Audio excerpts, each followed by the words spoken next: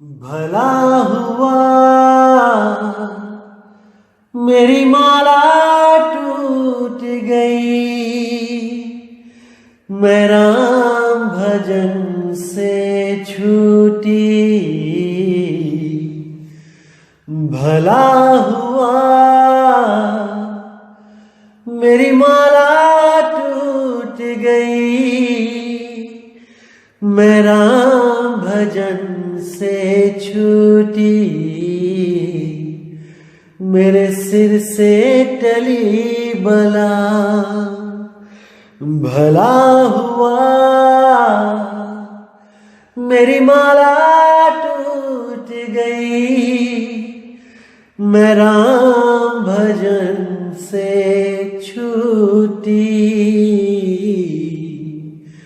मैं राम भजन से छूटी। नमस्कार मेरे प्यारे भाइयों, मेरे परमात्मा के प्यारे जीव हंसों। मैं हमेशा मालिक से यही दुआ करूंगा कि आप सब मेरे भाइयों का विवेक पहले से ज्यादा और ज्यादा और ज्यादा से ज्यादा बढ़ता ही जाए। बस मेरे दिल की यही अरदास है कि ऐसी कोई चीज ना रहे जो आपको समझ ना आए। हर चीज आपको बिल्कुल क्रिस्टल क्लियर होती जाए। बस यही चाहूंगा मैं, यही अरदास करूंगा उस बंदी छोड़ से, उस परमपिता परमात्मा से कि वो आपके विवेक शक्ति में बढ़ोतरी करता ही जाए और ऐसा कोई भी अज्ञान ना रहे इस दुनिया में जो आपको 1% भी भ्रमित कर पाए। कुछ ना रहे ऐसा। आपका ये भाई आपकी पूरी मदद करने के लिए तैयार है। बस आप निष्पक्ष भाव से इस सत्संग को सुनते रहिए और उस पर विचार करते रहिए। विवेक लगाइए कि जो मैंने बात कही है वो सत्य है या असत्य है। जवाब मेरे भाई आपके अंदर से ही आएगा। उस परमात्मा का जवाब आपके अंदर से आएगा। बस उसको पहचानने की कोशिश करो। साहिब बंदगी। और दोस्तों, आपको बताना चाहूंगा कि काफी दिनों से कुछ लिंक व्हाट्सएप पे शेयर किए जा रहे हैं जिसमें कुछ गुरुओं की फोटो लगाई गई है और कुछ भड़काऊ से शब्दों से टाइटल दिया गया है। दोस्तों, ऐसे किसी भी चैनल से हमारा कोई लेना देना नहीं है। आप उनको बिल्कुल ना देखें, बिल्कुल भी ना देखें, क्योंकि वो सत्संग हमारे ही अपलोड कर रहा है और गलत फोटो लगा लगा के दुनिया को भ्रमित कर रहा है। बिल्कुल भी उनका चैनल ना तो सब्सक्राइब करें और जिन्होंने किया है वो अनसब्सक्राइब कर दें। बिना मेरी परमिशन के जो सत्संग अपलोड किए जा रहे हैं ये बिल्कुल गलत बात है। आप ये सब बंद करें। और कोई भी मेरा भाई अगर अपने चैनल पे कोई सत्संग मेरा चलाना चाहता है तो पहले परमिशन लो। प्रचार में योगदान करना है तो बिल्कुल सही तरीके से करो। किसी भी गुरु की फोटो नहीं लगानी है। सब गुरु मेरे बड़े अपनी अपनी ठौर, शब्द विवेकी पारखी सो माथे कमोर। हमने हर गुरु की इज्जत करनी है। हमें किसी भी गुरु से हमारा बैर नहीं है भाई। हर गुरु अपनी अपनी सीमा में अपने अपने शिष्यों को ज्ञान दे रहा है। जहां तक उसकी पहुंच है वो अपने अपने शिष्यों को पहुंचा रहा है। क्या दिक्कत है इसमें? इसलिए मेरे भाई ये जो गलत काम है इसको बंद करो और अगर करना ही है तो सही से करो। जैसे मैं किसी की फोटो नहीं लगाता हूं, आप भी मत लगाएं। साहिब बंदगी। तो दोस्तों, आज जो वाणी लेने जा रहे हैं वो कबीर साहब की वाणी है। संतों सहज समाधि भली है। बहुत प्यारी वाणी है दोस्तों। पूरा मन लगा के, पूरा विवेक लगा के इस वाणी को समझना है और इस वाणी को सुन के आपके बहुत से भ्रम एकदम खत्म हो जाएंगे दोस्तों। पूरा विवेक लगा के सुनना है। तो क्या कहती है वाणी?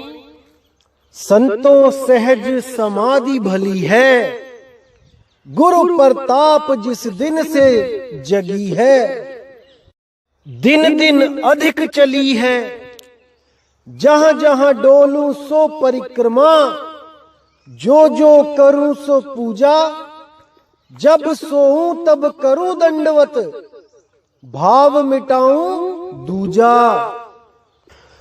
तो इस वाणी में साहेब सहज समाधि के बारे में बता रहे हैं कि क्या होती है सहज समाधि। क्योंकि आजकल आपने देखा होगा कई पंथ चल रहे हैं जो अपना नाम जिन्होंने रख दिया है सहज समाधि, सहज योग, विहंगम योग।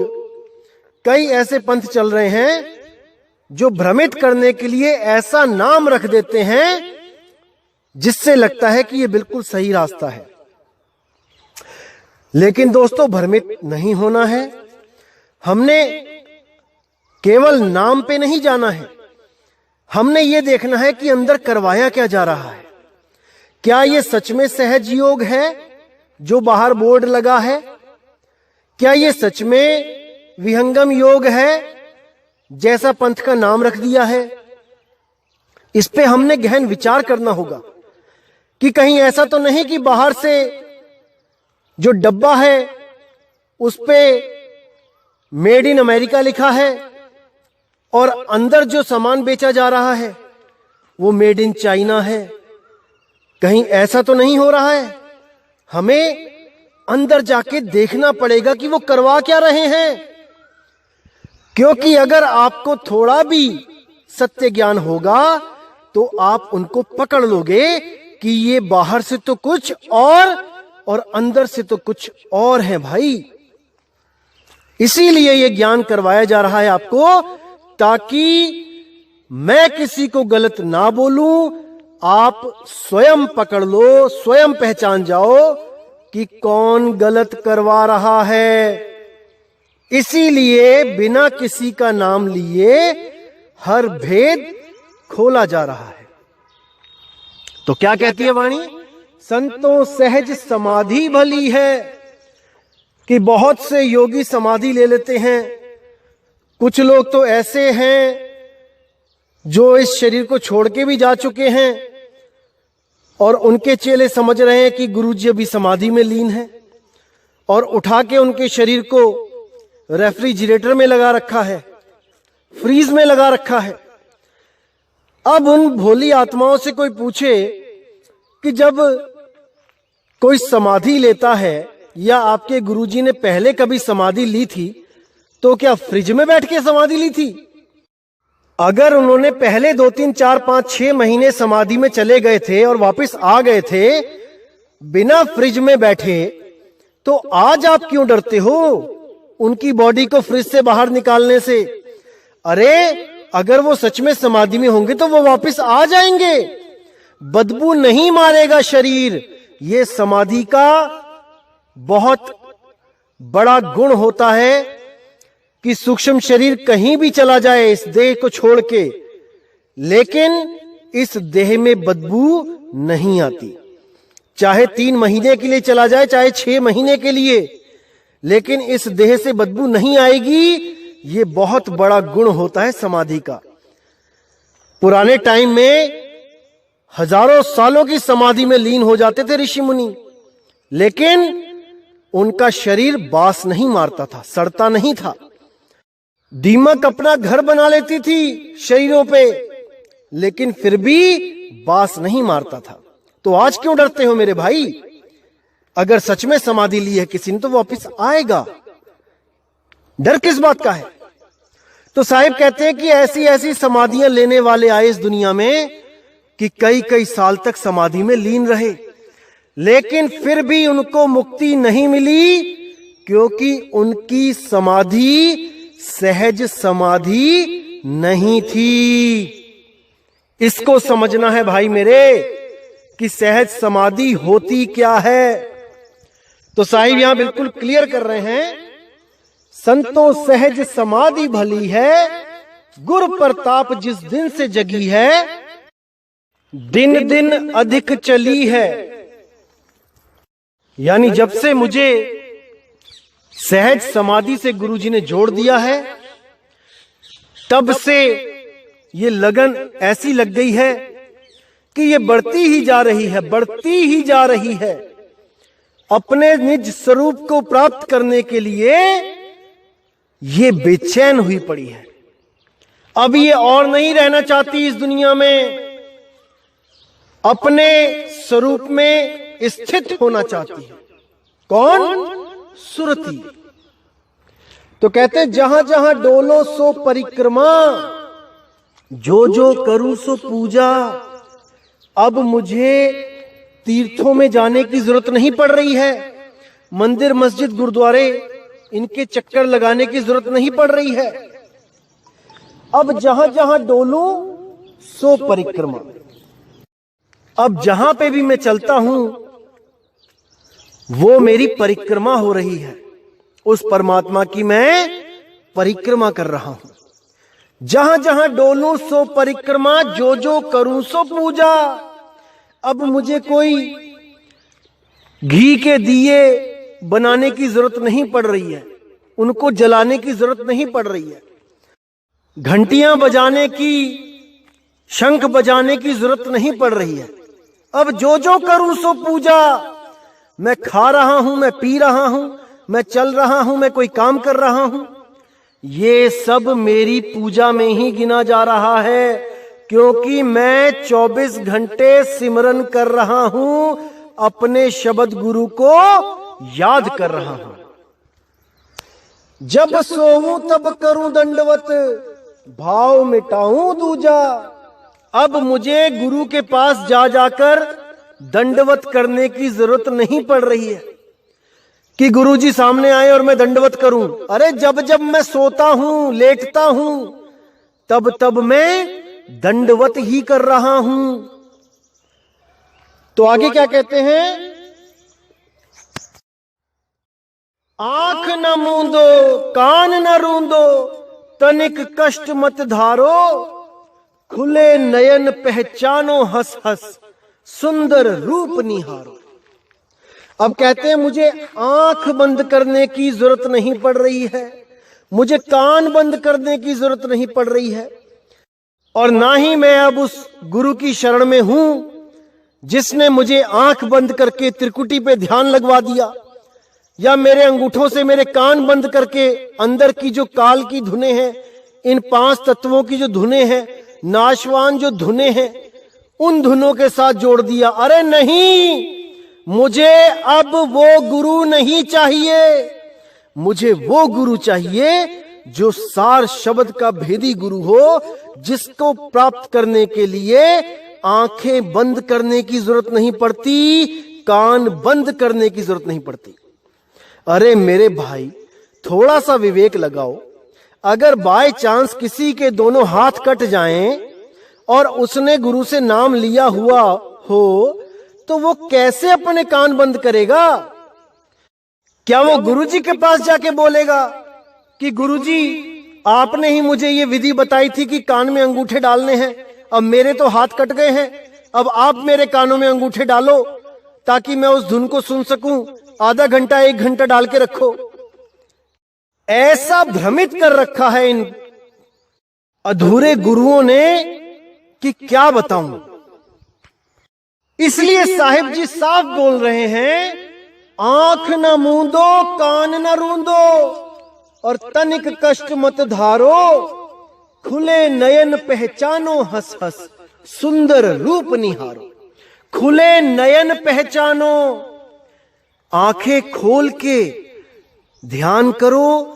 गुरुजी ने जो शब्द का भेद बताया है उसमें सुरती को रखो और उसको हंसते हंसते पहचानो, क्योंकि जब वो आनंद आएगा तब ऑटोमेटिकली आपके चेहरे पे वो मुस्कान आएगी, वो नूर आएगा कि मेरे भाई, उसका मुकाबला इस पूरे ब्रह्मांड में किसी सुख से नहीं कर सकते।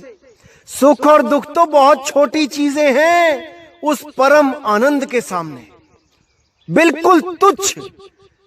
जैसे किसी कोहिनूर हीरे के आगे चंद कौड़ियां पड़ी हों। अब कोई मूर्ख ही होगा जो उन कौड़ियों को उस हीरे से ज्यादा मूल्यवान समझेगा। अरे ये सुख दुख का खेल नहीं है भाई, ये भक्ति करना सुख दुख का खेल नहीं है, ये परम आनंद का खेल है जो सुख और दुख से न्यारा है। उसको समझना पड़ेगा मेरे भाइयों, समझना पड़ेगा। तो अब कहते हैं, शब्द निरंतर से मन लागा, मलिन वासना त्यागी, उठत बैठत कबहू न छूटे, ऐसी ताड़ी लागी। तो अब कह रहे हैं कि शब्द निरंतर से मन लागा, यानी अब मेरी सुरती उस शब्द से जुड़ गई जो निरंतर हो रहा है, जो रुक रुक के नहीं चलता, बदलता नहीं है कि अभी शंख बना था, थोड़ी देर में वीणा बन गया, फिर थोड़ी देर में बांसुरी बन गया। वो बदलता नहीं है, वो एक रस है, एक रस। जो चीज बदल जाए दोस्तों, वो माया है, वो माया है। और जो गुरु ऐसे शब्द के साथ जोड़ दे जो शब्द ही बदल जाता है, तो उस गुरु को तत्काल त्याग देना चाहिए। वो आपका हितकारी नहीं है, वो खुद तो माया में उलझा ही है और आपको भी उलझा देगा। इस बात को अच्छी तरह समझ लो मेरे भाइयों, अच्छी तरह समझ लो। तो साहिब कहते हैं, शब्द निरंतर से मन लागा, मलिन वासना त्यागी। मलिन वासना मतलब काम, क्रोध, लोभ, मोह, अहंकार। इन पांचों में से एक भी चीज आपके पास रह ही नहीं सकती, रह ही नहीं सकती। जहां काम तहां राम नहीं, जहां राम नहीं काम, कहें कबीर नहीं रह सके, रवि रजनी इक ठाम। रवि रजनी यानी सूरज और रात एक जगह नहीं रह सकते, एक साथ नहीं रह सकते। या तो काम रहेगा या राम रहेगा, दोनों एक साथ नहीं रह सकते। इसको अच्छी तरह गांठ बांध लो मेरे भाइयों। जो शिष्य होते हैं वो धीरे धीरे कंट्रोल कर पाते हैं, धीरे धीरे, कई साल भी लग जाएंगे, लेकिन गुरु तो कम से कम ऐसा होना चाहिए ना, जो इन विकारों से ऊपर उठ चुका है। इन पांचों विकारों में से जिसके पास एक भी विकार नहीं है, कम से कम गुरु तो ऐसा होना चाहिए भाई। इसीलिए बोला गया है, गिरही होके कथे ज्ञान, अमली होके धरे ध्यान, साधु होके कूटे भग, कहें कबीर ये तीनों ठग। साफ बोल दिया गया है। मानना या नहीं मानना ये आपकी मर्जी है भाई। कबीर साहब तो बाणी बोल के जा चुके हैं, हम सबको समझा के जा चुके हैं। अब समझना है कि नहीं समझना है, ये हमने देखना है।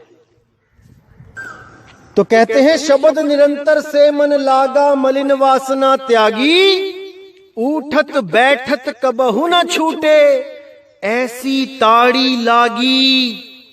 ऐसी ताड़ी यानी कि ऐसा नशा हो गया है कि अब उठते बैठते सोते जागते खाते पीते बस एक ही धुन लगी है कि अपने स्वरूप को प्राप्त करना है, सहज हो जाना है। सहज हो जाना ही परमात्मा की प्राप्ति है भाई। और जब तक सहज नहीं हो तब तक मन के ही गुलाम हो। इसको समझ जाओ मेरे भाइयों, समझ जाओ। तो कहते हैं, उठत बैठत कबहू न छूटे, ऐसी ताड़ी लागी। जिसके लिए नानक साहब भी कहते हैं, नाम खुमारी नानका, चढ़ी रहे दिन रात। अगर कोई आदमी सुबह से लेके शाम तक शराब पीता है, नशे में रहता है, तो वो और कोई काम करने लायक नहीं रहता। उसका इस दुनिया से कनेक्शन ही टूट जाता है। वो अपना मस्ती में ही पड़ा रहता है।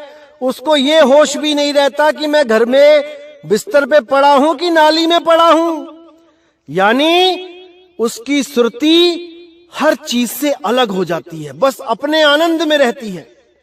इसी तरह जो शब्द से जुड़ जाते हैं उनको भी ये सुध नहीं रहती काम क्रोध लोभ मोह अहंकार की। वो इन सब को बस में करके एक राम रस का आनंद लेते हैं, उस निज नाम का आनंद लेते हैं, उस निज रूप का आनंद लेते हैं। उनको सुख दुख से कोई मतलब नहीं, क्योंकि कुछ लोग ऐसे हैं जो भक्ति को शारीरिक सुख दुख से जोड़ के देखते हैं। वो देखते हैं कि अगर मैं भक्ति कर रहा हूं किसी गुरु के पास तो मुझे अगर दुख आ जाता है इसका मतलब मेरी भक्ति में कोई गलती है, यानी उस गुरु के नाम में कोई गलती है। मैं भक्ति कर रहा हूं तो मुझे दुख कैसे आ सकता है? अरे नहीं भाई, ऐसा नहीं है। सुख और दुख कर्मों की वजह से आते हैं और गुरु उन कर्मों को भुगताने के लिए आपको ताकत देता है, आपको ऐसा मजबूत कर देता है कि वो कर्म आकर कब चले जाते हैं आपको पता भी नहीं लगता। लेकिन अगर आप अटल रहो अपने नाम पर तब आपके कर्मों में कटौती भी की जाती है, लेकिन आपको 1% भी शंका नहीं करनी होती है कि हमारी भक्ति गलत है। आपको एक छोटी सी स्टोरी सुनाता हूं। क्या होता है, एक बार एक आदमी ने अपने गुरुजी से नाम लिया होता है। वो नाम का सिमरन कर रहा होता है और एक दिन वो बहुत बीमार हो जाता है। तो जब बीमार होता है वो डॉक्टर के पास जाता है। डॉक्टर देखता है, उसको चेक करता है, कहता है भाई तुम्हारा तो टेस्ट करना पड़ेगा। तो जब उसको टेस्ट के लिए भेजते हैं और लेबोरेटरी में जब उसका रिजल्ट आता है तब वो उसको पता लगता है कि मुझे तो ब्लड कैंसर है। अब वो इतना घबरा जाता है, इतना डर जाता है और मन ही मन अपने गुरु को गालियां देने लग जाता है कि कैसा गुरु मिल गया मुझे तो ब्लड कैंसर हो गया इसकी वजह से, कैसा नाम जपवाया इसने, मैं तो बीमार हो गया इसकी वजह से। तो वो गुरु जी के पास पहुंचता है और गुरु से कहता है कि महाराज मुझे बचाओ, मैंने आपको गुरु बनाया है और मुझे इतना बड़ा दुख आ गया है, अब मुझे उस दुख से निकालो, नहीं तो क्या फायदा था आपसे नाम लेने का। मैं सबको बता दूंगा कि यहां पर नाम लेने से मुझे कैंसर हो गया, मैं बहुत दुखी हो गया, इस नाम सिमरन करने से दुखी दुख मिले मुझे। तो गुरु देखता है कि भाई इसकी तो हालत खराब है। तो गुरु कहता है उसको कि कोई बात नहीं बेटा, बैठो। तो गुरु उसको जब बैठाता है तो एक गुरु कहानी सुनाता है उसको कि बेटा मैं तुम्हें एक कहानी सुनाता हूं, इस पे बहुत विचार करना। तो शिष्य कहता है ठीक है गुरु जी, लेकिन मेरा कैंसर तो ठीक हो जाएगा ना? तो गुरु जी बोले हाँ बिल्कुल ठीक होगा, आप पहले एक कहानी सुने। तो शिष्य कहता है ठीक है गुरु जी बताओ। तो गुरु एक कहानी सुनाता है। तो क्या कहता है गुरु कि एक बार एक राजा था, वो शिकार करने के लिए निकला अपनी बड़ी फौज के साथ, और जब उसने एक हिरन देखा तो वो घोड़ा लेके हिरन के पीछे दौड़ता चला गया, दौड़ता गया, सेना भी साथ में चलती रही। वो दौड़ता गया, दौड़ते सेना बहुत पीछे छूट गई और वो अकेला ही उस हिरन के पीछे भागता रहा। शाम हो गई, रात हो गई, वो उसके पीछे भागता ही रहा। तो जब रात हो गई और पूरे जंगल में शेरों की दहाड़े सुनाई देने लगी तो वो राजा घबरा गया कि अरे एक हिरन के चक्कर में मैं कहां आ गया अकेला। और अब यहां चीते बाघों की आवाजें, शेरों की आवाजें आ रही हैं, क्या करूं? तो देखता है पास में एक कुटिया, वहां पर आग जल रही है, अंदर से रोशनी आ रही है। तो परमात्मा का शुक्र करता है कि शुक्र है कि कोई तो है यहां जंगल में। तो जाके जब उस कुटिया में झांकता है तो हैरान हो जाता है, इतनी बदबू उस कुटिया में, उस झोपड़ी में इतनी बदबू। सोचता है यहां पर रहता कैसे है कोई, इस भयानक बदबू में कौन रहता है? तो क्या देखता है कि एक आदमी बूढ़ा एक चारपाई पे पड़ा है। उसको देख के राजा कहता है कि तुम्हारी ऐसी दुर्दशा, इतना बुरा हाल।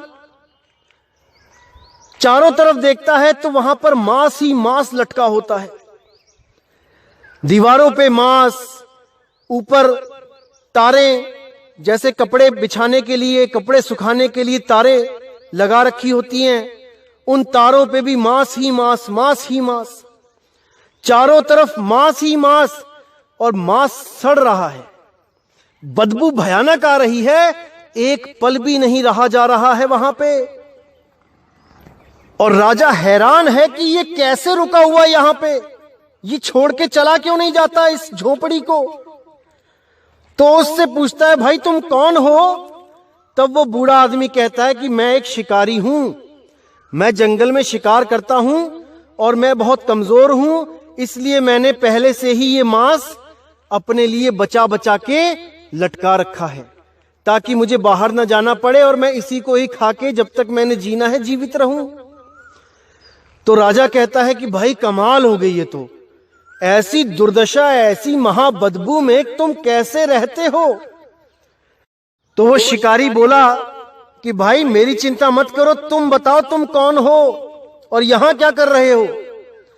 तब वो राजा बोला कि देख भाई, मैं तेरे इस राज्य का राजा हूं, मैं बहुत बड़ा राजा हूं और मैं शिकार करता करता इस जंगल में भटक गया हूं और अब मुझे एक रात के लिए तेरे पास शरण चाहिए।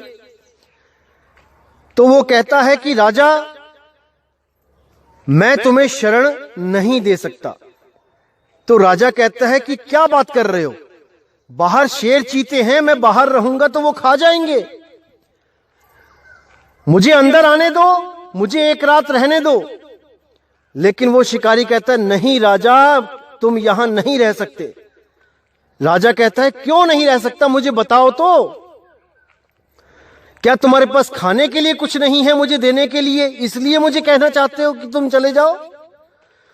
तो वो बोला कि ऐसी बात नहीं है, मेरे पास दाल चावल भी पड़ा है, मैं उसको पका सकता हूं, मैं खिला सकता हूं आपको। तो राजा बोला फिर क्या दिक्कत है, एक रात की ही तो बात है। तब वो राजा से बोला नहीं राजा, बहुत से लोग आते हैं और एक रात के लिए मेरी झोपड़ी में रुकने की अरदास करते हैं और सुबह को यहां से कोई जाना नहीं चाहता, मुझे बहुत धक्के दे दे के निकालना पड़ता है। मुझे पता है तुम भी मेरी झोपड़ी खाली नहीं करोगे, इस पे अपना हक जमाओगे। तो राजा कहता है कि कैसा मूर्ख प्राणी है ये, अरे मेरा बस चले तो मैं यहां पर एक सेकंड ना रहूं और ये कह रहा है कि तुम मेरी झोपड़ी पे हक जमाओगे, मेरी झोपड़ी को छोड़ के नहीं जाओगे, कैसा मूर्ख प्राणी है ये। मन ही मन उसका उपहास उड़ाते हुए सोचता है कि लगता है कभी इसने राजघराने का ऐशो आराम नहीं देखा, वरना ये कभी ये बात ना बोलता कि मेरी झोपड़ी में तुम अपना हक जमाओगे, इसको छोड़ के जाने के लिए तैयार नहीं होगे। लेकिन फिर भी वो अरदास करता है कि भाई मैं राजा हूं, मैं चक्रवर्ती सम्राट हूं, मैं तुम्हें वचन देता हूं कि सुबह होते ही मैं तुम्हारी झोपड़ी खाली कर दूंगा, ये मेरा वादा है, चक्रवर्ती सम्राट का वादा है।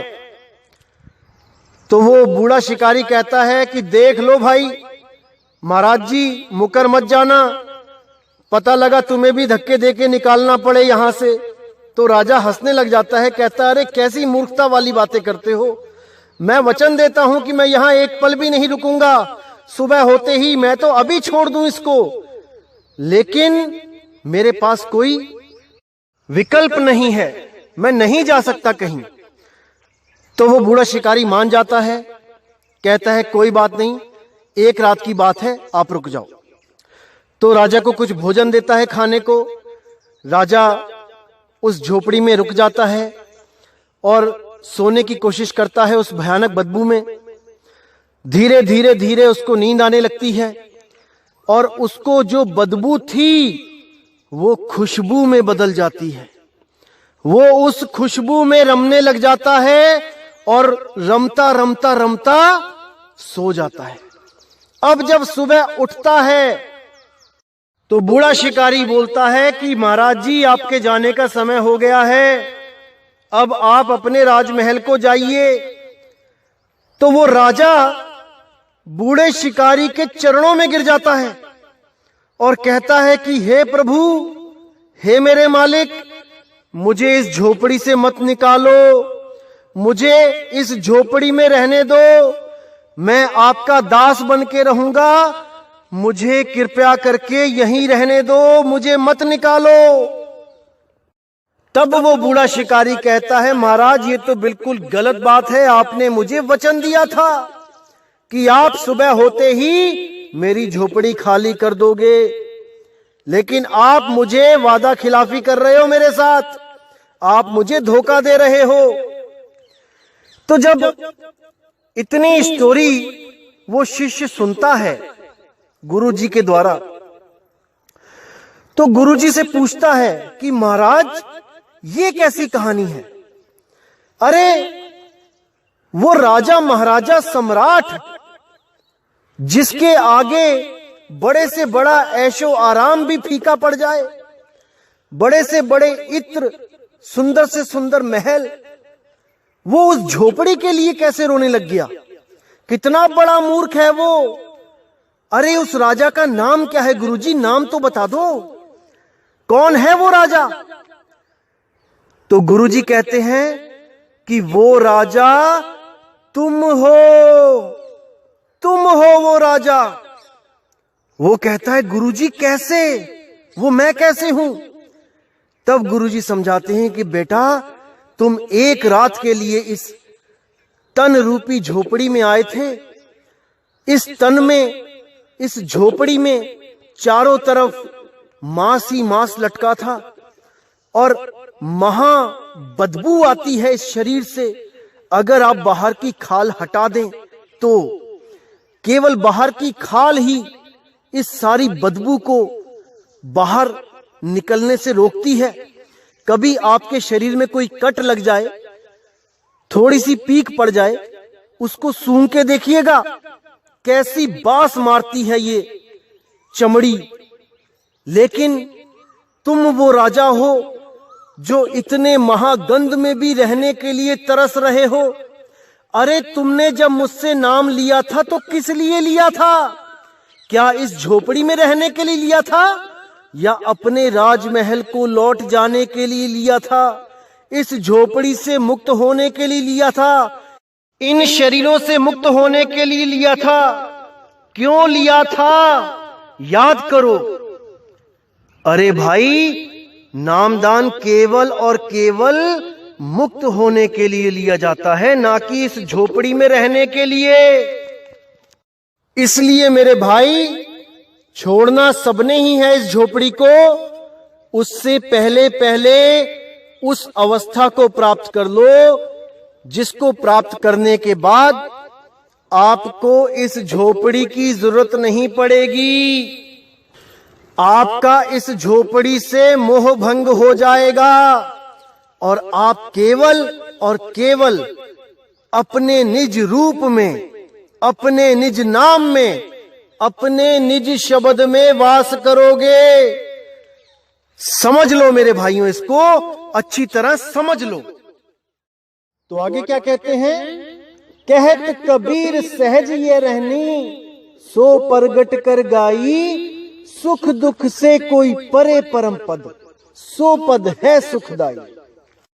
यानी जो मैंने आपको बता दिया है, ये रहनी, सहज की रहनी, ये बिल्कुल सहज है, प्रगट है।